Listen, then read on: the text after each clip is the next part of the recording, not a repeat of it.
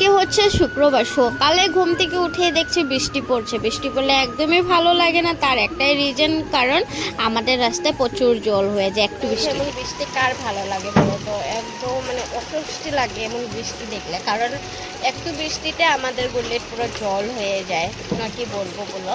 আর এদিকে আজকে যেহেতু শুক্রবার, উঠেই আগে ঠাকুর উপর সমস্ত দিয়ে নিয়েছি। ঠাকুর দিয়ে এখন রান্নার কাছে গেছি, ডাল হয়ে গিয়েছে, ভাজা বসিয়েছি। এখন বসাবো হচ্ছে ভাত। সবটাই শেয়ার করবো। এই একজনকে দিয়েছি ব্রাশ, ব্রাশ করছে না, দেখো। করো, ব্রাশ করো, করো। এখন ক্যামেরা দেখে এখন একটু ব্রাশটা করছে। চলো করুক ব্রাশটা।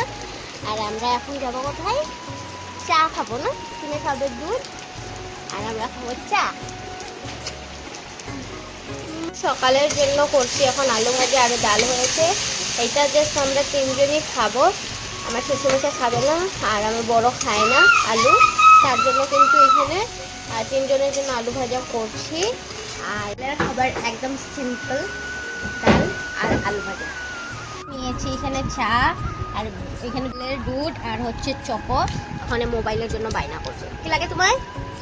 দেখি দেখি কি লাগে? মোবাইল না হলে লাগে ল্যাপটপ দিতে লাগবে, তার বায়না এটা। মোবাইল মোবাইল দেখছো। আমি কিন্তু চাও খেয়ে চলে এসেছি, আর রান্নাও কিন্তু কমপ্লিট। এখন ছেলেকে পড়াতে নিয়ে এসেছি, আর ছেলেকে এখন পড়াবো। আর ছেলে কিন্তু 1 2 পড়াতেই পারে। আর এদিকে আমি তাকে লেখার জন্য আমি ডাক দিয়ে দিচ্ছি, কারণ স্কেলগুলো সমস্ত হারিয়ে ফেলায়, তার কথা আর কিছু বলার নেই। চলুক এখন ছেলে লেখুক, তারপরে তোমাদেরকে অবশ্যই দেখাবো কীভাবে লেখবে। তো হ্যাঁ, লেখো।